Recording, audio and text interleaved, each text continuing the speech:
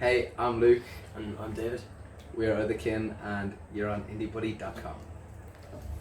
I'd say there was probably an element to that, yeah. Yeah, definitely. Kind of, yeah, pressure on ourselves to not repeat what we had done, and kind of progress with the sound a bit, and not just turn in the same kind of album.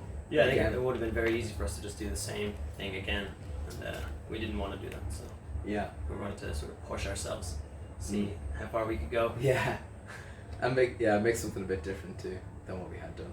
That was actually our drummer Rob, because we were rehearsing.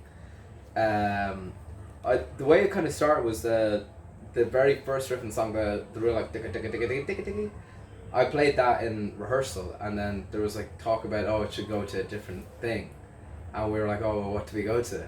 And then Rob had a kind of riff in his head, but he doesn't play any instruments that aren't the drums, so he has to just use his mouth to show us. That sounds weird. Yeah. He has to use his mouth to explain. Yeah, he The hummed it out. Yeah, and he's just like, and so we just start playing the guitar, and we're like, all right, this is a great riff we're playing. And it's really unusual riff too. It's like mad kind of scales. One of my friends he went to music college and got like a degree in music, said he was trying for ages to figure out what scale it belonged to, and I still don't have the answer. So Rob's a genius. Yeah, that's it. I think we were just trying to take it to more of a sort of dance oriented thing, just in general. Like when we were after we'd like sort of written the riff, the whole idea was that we just keep the rhythm section of the song like just tight as can be and make it a beat, as opposed to like the first album. It was always so syncopated and just like da da da da da da da da, and we just wanted it to be just kick and snare, and then just that left all this space for the little bits of guitar to just like fill everything out, so it just all like side chaining swelled against everything, I suppose. We had like everything musically done on the song before we brought it to Steve, and the kind of intention there was to make it more dancey, essentially, to see what he could bring to it. But everything was constructed beforehand, and we actually used a lot of the recordings that we had made ourselves on the end track, like all the kind of different sounds. But it's more so a case of bringing it to him and seeing how he could arrange it and going from there. Yeah, it was a lot of fun working with Steve though. Yeah, really You good. guys like a big Zen Buddha. Mm. Yeah, it's like a spiritual guru. Yeah. I think our label gave us like a list of people who, when we explained about the dance influence, they were like, these are people that work in that field. Yeah. Because, I don't know, we didn't have a clue. Yeah, we didn't know any people in that field. Yeah, we just saw like what he'd done, and we were like, oh, we love all those records. So, and then he was actually interested in working with us. Yeah. I'm sure there was like one or two other people we contacted who like, I don't know if we heard back from them. Yeah. I think lyrically the song was about, because we'd done a lot of touring on the first album, like we went pretty much everywhere with it, and I suppose being in a band kind of has that sort of cliched association of excess and kind of drinking too much or whatever, and I'm not trying to say we felt guilty to that, but if you're on the road for 2 months and you're drinking every day, it really does take a toll, and we kind of just felt a bit fried by the time we came back. Like it was very odd thing trying to recondition ourselves to reality after we came back, and it was like kind of periods of anxiety, and sort of you're also coming off the high of touring, and it kind of puts your mental health in a sort of precarious state. So that was kind of an influence behind what we wanted to achieve with the song lyrically, and also in the sonic stuff. I mean, it's a very it's not the kind of song that say our mothers would like. It's really, it's very like claustrophobic. There's a lot of tension in it. Yeah, it's really kind of unsettling at times. Yeah. So that we wanted to just kind of have that as an all-encompassing thing with the lyric and with the music of it, and I mean the radio didn't play it, so I suppose we got what we want.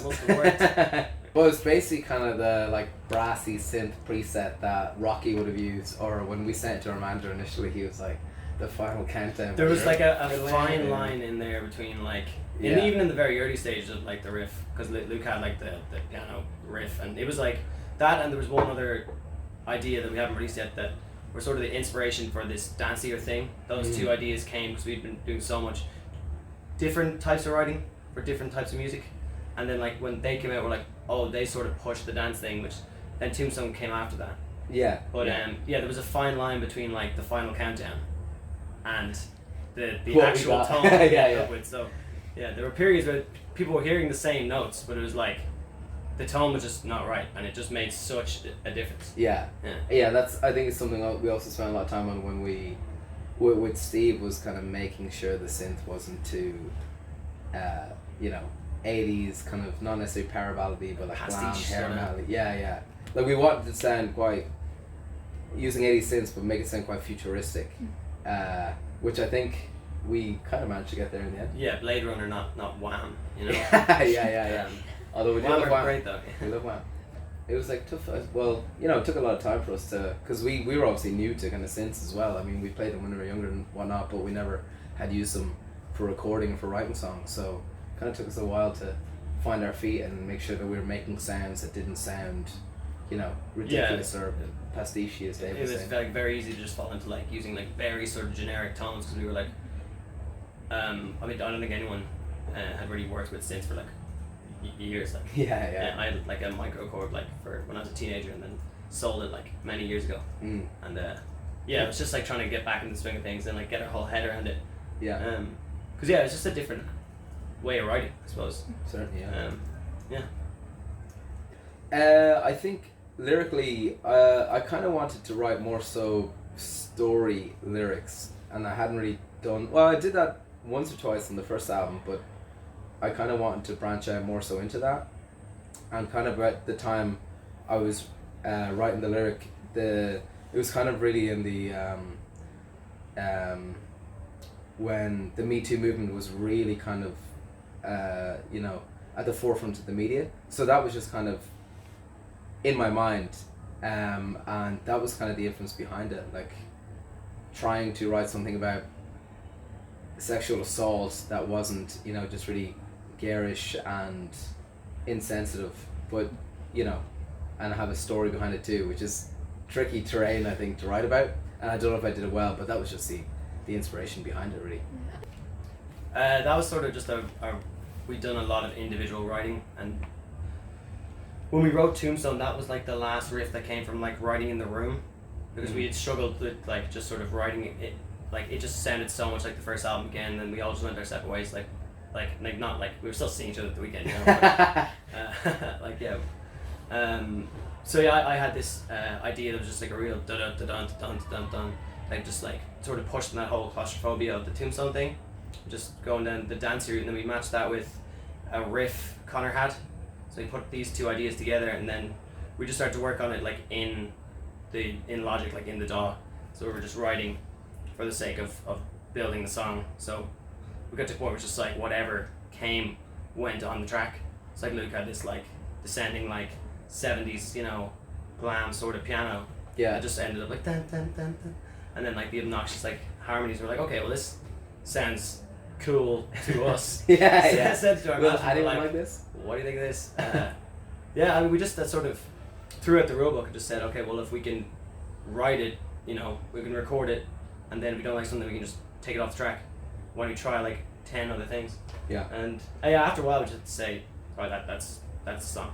Yeah. Because we were just like tinkering around with it for so long. It was just like, with all these songs, we Yeah. sort of had to say after a while, that's done. I think particularly because we were producing them ourselves and getting better and better at it, that we could really kind of fully realize what we would consider like the finished version of a song even before we brought it to the producer. So when you're able to do that, I think you can spend a lot of time just being like, oh, this should be panned a bit wider or whatnot. Yeah, we got like really deep into like I think we learned a lot, but like we got just really deep into it. Yeah, into the yeah. production, which was cool. But Yeah. then it meant we had to be like a little bit less precious, I suppose, when we went to work with like Steve Dub or we went to work with Jolene Thomas. Because then like we'd send them like the stems and they'd be like, alright, we'll just get rid of all this. We're like, well actually, Education. spent a lot of time on that. Stay in school, kids. Yeah. We do nitpick a lot, Yeah. I think. I think for the most part we're alright, but like people can get very picky about things. If you have an idea in your head and you want it to be like that's how it is, and someone challenges that, Yeah. it can be very hard to like see that other vision when you're like, I've done it. Yeah. You know what I mean? Yeah. I think that's the great thing about working with the producers, say like when we did the recordings with Jolene, because you have an outside influence who's kind of almost acts as we're always civil about like our disagreements, but it's like it's because it's music, it's a really personal thing to everybody, and when you have your own part, you're like, oh, I really want this part to be in, or I think this sounds great, but somebody else could just be like, no, it's just not good enough, and it's hard to divorce yourself from another person's perspective on something when you hold it really dear. So it's good to have somebody who's kind of doesn't have that same level of investment, and it's just like a kind of external perspective and saying, no, it's rubbish, just take it out.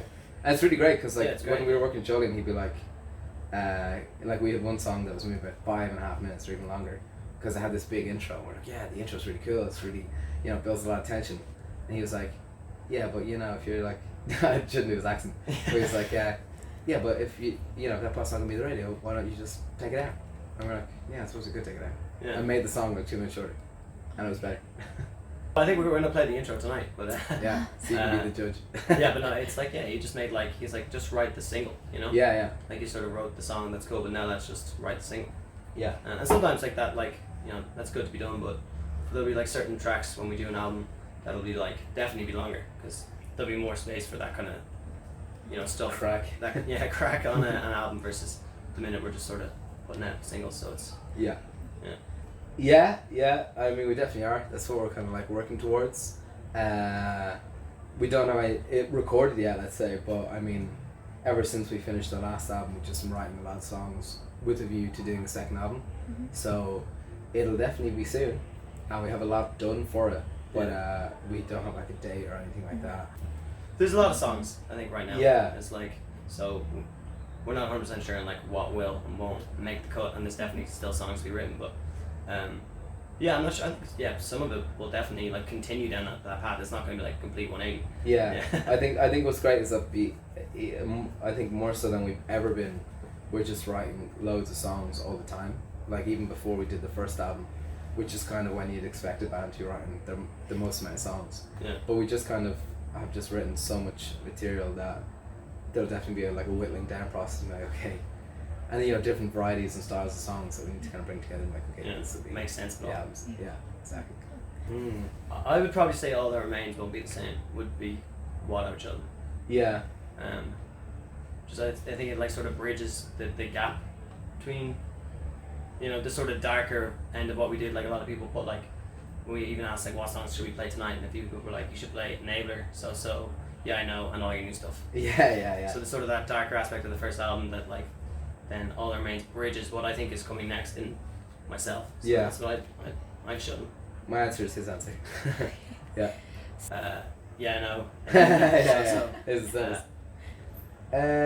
A lot of new songs. We're going to be playing a lot of new songs that we haven't played before, which is going to be very exciting for us. Yeah. Hopefully for other people too. And I mean, still we're still pretty much the same band when it comes to playing live in terms of the energy of it all. Like the first album, the shows were always very raucous and loud and fast, and a lot of movement and energy. So we'll still be doing that with the new songs. I think people can expect a good time. Yeah, it's going to be the same as what it was, and then more. It's not going to be any less. Yeah. We're actually pretty good about that. Like even when we were like on our mammoth tours, we always managed to summon the energy from somewhere to play the gigs. Yeah. So I don't know. I don't think we do anything consciously. We just. No, I think you just sort of get into a routine. It's sort of a mad routine. You're like driving through different countries every day, and then you wake up and you get in a van, and then you go there and you eat and you check. And by the time you've done all that, you're like, oh, we actually better go on. Yeah, I feel good. Yeah. And then the big gig ends, and you're like, wow, I feel great again, because you're full of adrenaline. Yeah. So you're just like hooked on that. It's great. Yeah. You're just tired like the whole day, and then it's actually fine. Yeah. I think I know it's always been a real favourite for all of us, just because we usually end our sets with that, and it just tends to be a real sort of manic, like just no holds barred kind of thing from the crowd too with that particular song. So that's always been a fun one for me, and it's really fun to play too. Yeah, I think from the new tracks On and On, for me it's just like it's just been going down really well. So I've just been enjoying playing that a lot. I suppose what we do. Have a backup plan. Well, that's good advice to anyone doing anything mad, which is like if you're gonna do any sort of art. Yeah. Which music is. I'd say don't take it too seriously. Yeah. Don't like. I think it's easy to get in a mindset of be like, oh, we have to do this, we have to do that, we have to be there, or we have to, you know, get to this level. And it's just not, it just really isn't the kind of industry that responds to what you like expect or want. So don't like beat yourself up too much about things like that. Yeah, enjoy it. Enjoy it, yeah, because it is enjoyable, you know, you Yeah. get to like make music with your friends. It's mad, like. Yeah, complete nuts. Yeah, just People enjoy should it. go to Yeah, Jesus, just enjoy it. Yeah. Yes, we have many bizarre experiences. I'm trying to think of any particular crazy things. We played a cinema in Kosovo to like 300 people. I was kind of mad. Yeah. A lot of like sleepwalking and people ending up yeah, it's on like different multiple occasions in different of, like apartments and members stuff. of the band. I won't name names. I'll just say that they're not in this interview. Who've, Yeah. who've like gone missing in the middle of the night and sleptwalked in the hotel into woken up in other parts of the hotel. Yeah. Yeah. Uh, Happened more than once. mm, More than one person. yeah. What else? A lot of stuff. That European tour that we went on was pretty hectic. Yeah. So much stuff we can't remember. Yeah. That tends to be how it goes. Next is we're going to put out a new song very soon, and then we are going to go on tour in September in the UK. Yeah. And then we are going to what will we do? Just gonna keep putting out songs, and then there'll be some sort of physical release soon. Yeah. That might not be the album, but it will be a physical release. Yeah. So yeah. Very like. Yeah. Yeah. Very cryptic. Please endorse us, Guinness. We love you.